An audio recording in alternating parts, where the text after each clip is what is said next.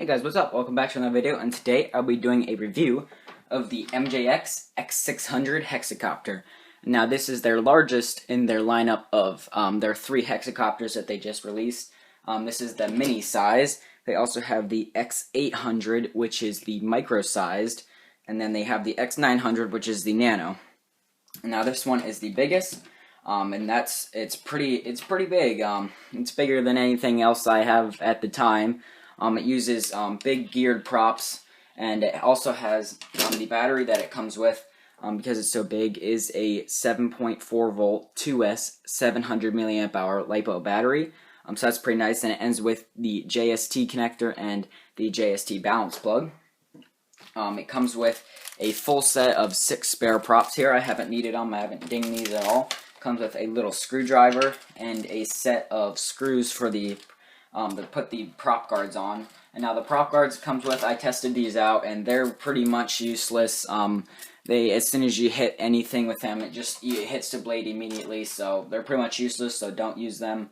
Just lessens your flight time. And it comes with a little set of landing feet that just plug into the bottom, because there's a little plug here, because you can plug in, there's a little Wi-Fi FPV kit that you can get, and then it goes on. There's a clip for a remote that you have an app on your smartphone that you can do Wi-Fi FPV, but you know Wi-Fi, it's not very good.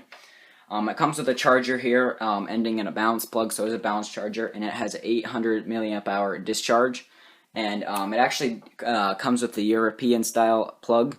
And mine didn't come with one of these North American adapters, but I bet all you'd have to do is put in the notes as you check out. There's a little notes section wherever you buy it that just say that you want the North American adapter, so you can get that to charge it.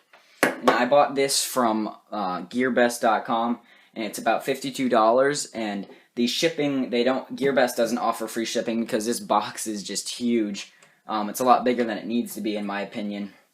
But standard, I didn't know you could not choose standard shipping, so I paid $25 for shipping. So it was $75 total for me, but I did get it in a week. But Banggood actually sells this with free shipping for $52 as well, so you can get this for $52 and just wait a little bit longer. The transmitter is really nice here. It's got sticks. They are a little bit, I don't know if you can hear that, it squeaks a little bit, but pretty nice sticks. The throttle is ratcheted, and now a cool feature of this is these 2 little orange sliders. If you put them both up, and now you have a mode 1 transmitter, so that's really cool. And let's turn it on here. Now it says mode 2 there, so if you put these both up, and now you're in mode 3. And so if you want to switch from mode 1 to mode 3 or mode 2 to mode 4, depending on which you have it, you press this little aileron rudder button, and then it'll switch it 1 to 3 and 2 to 4. So that's really nice.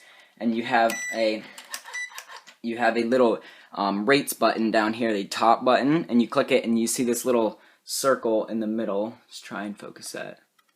Oh, hitting the camera. There's a little half circle there. You click it, and now that full circle means high rates, nothing means low rates, and half means mid rates. However, just on all the other MJX hexacopters in this lineup, in high rates, full stick input will cause a flip, so medium rates is high rates. However, medium rates you do get pretty good pitch, and it lets this get pretty fast for a big hexacopter.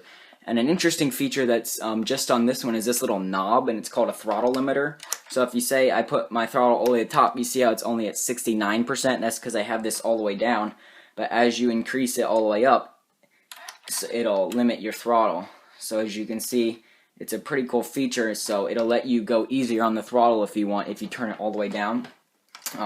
You have 4 trims, left, right, up, down, your yaw, throttle, pitch, and roll over here. Then over on this button, you have, pretty sure, flip mode, so you press that and it'll do an automatic front flip. However, if you give reverse input and press it, it'll do a back flip. And over here, this button doesn't do anything at the current point, because when you turn it on, you can recalibrate it, putting both sticks down to the right. And if you press and hold this, it will go into headless mode, as you can hear there. And then headless mode is, it's okay. It's no better or worse than any other ones. But just, I wouldn't recommend using headless mode. And then once you're in headless mode, the left button now does something. It's one key return, and it doesn't even really return to you. All it does is just pull back on the stick basically in headless mode, so it's the same thing as pulling back, so pretty pointless feature there. Just one thing I wanted to point out, it has a little slot here for if you had a little lanyard, so that's nice. It has a carrying handle. And one thing I found interesting was that it takes 3 AA batteries back there, so that's interesting. But the Hex uses, like I said, it uses 6 geared motors, and the gears actually are really quiet. They actually had some grease on them from the factory. They lubed them up, so that was pretty nice. And this thing is really efficient. With this battery, with everything, it takes about an hour and 45 minutes to charge off this balance charger. And with everything on, I got about an 11-minute flight.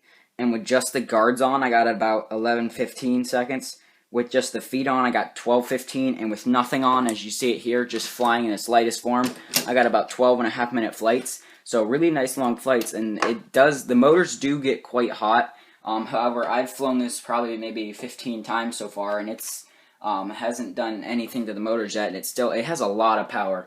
I know some people have said that it doesn't have much power, but I don't know where they got that, because this has a lot of power.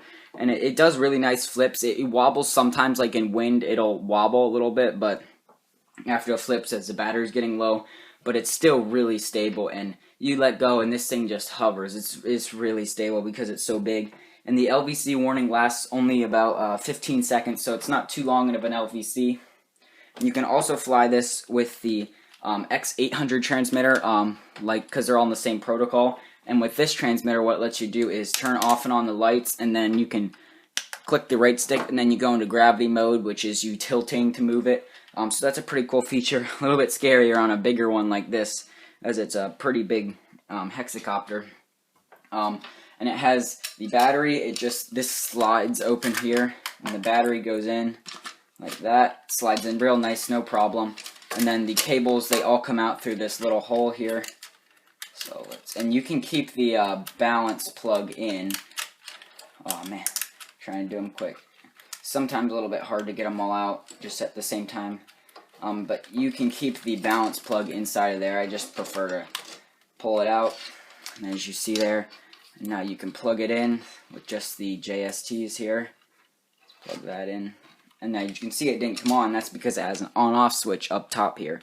Now this on-off switch is pretty small when it's sunken down in, so you have to really get a good grip on it to turn it on. But there you go, and you have 2 LEDs in the eyes on the board there, so you can only see them at the right angle.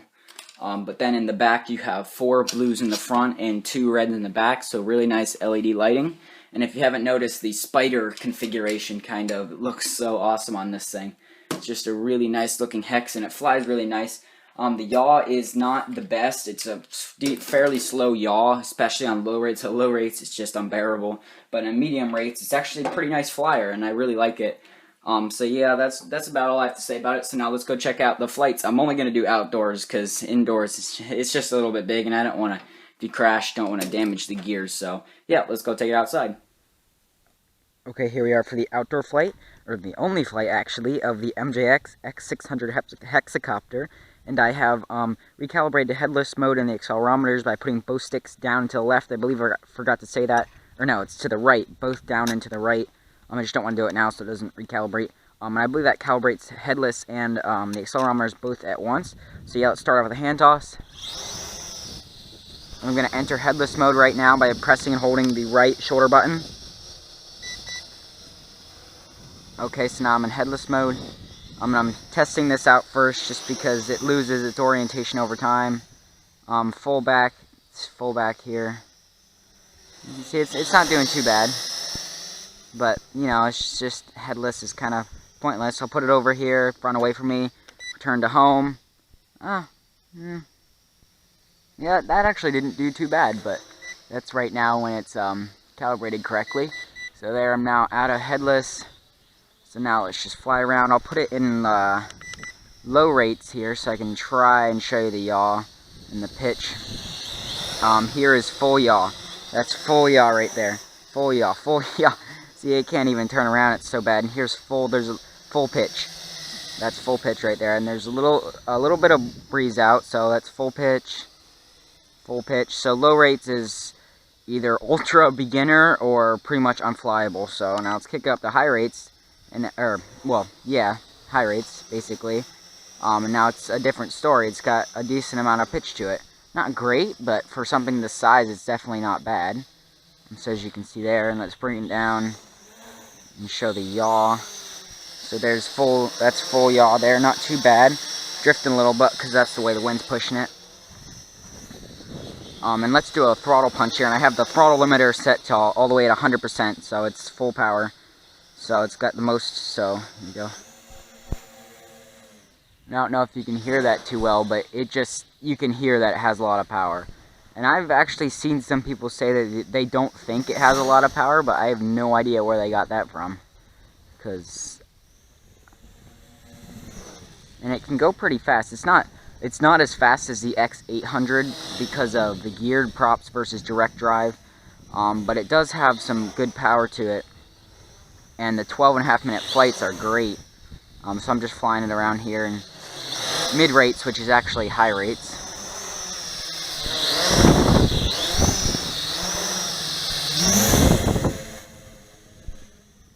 So it's not overly fast, but it's got some good speed to it, and you can really move this thing, and it sounds really cool. It's really quiet for a hexacopter this size, 6 geared motors, and it's quieter than some of my quads. So yeah, let's bring it down here and let's try some flips just by clicking the button once. It'll do an automatic front flip, so as you can see there, pretty nice flips as the battery gets lower, or if you're going fast, it'll wobble a little bit. So, but if you give backwards pitch and then press the button, you can actually do a backflip. So that's how you do backflips. So let's do a backflip in fast forward flight here. Let's bring it around. So as you can see, that works pretty well. The X600 seems to do the backflips and fast forward flight a little bit better. Yeah, this one doesn't keep its speed as much because you have to tilt the stick backwards and then press the button. But yeah, X600's better at that. Let's do a funnel here. This is a full funnel there, as you can see, and I'm only using probably 30% throttle, so it's definitely got a lot of power to it with everything removed here. And now I'll put it into a hover just so I can show you the throttle button. So that's about a hover, and then if I turn the throttle all the way down, you can see it loses quite a bit of altitude. And now I need to give more on the stick, so it's a lot tamer on throttle, as you can hear there. But when I turn the throttle limiter back all the way up to 100%, it gives it more throttle. So I think that's an interesting feature for beginners, especially since this has a lot of power and you can get it up high quickly. So you can make larger stick inputs, but be giving less power overall. But yeah, it flies really nice. I really like this Hex. And it's a decent night flyer too, because the lights are pretty nice.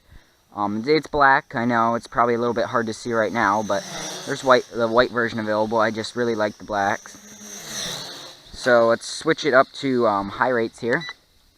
So now I can do flips in all directions.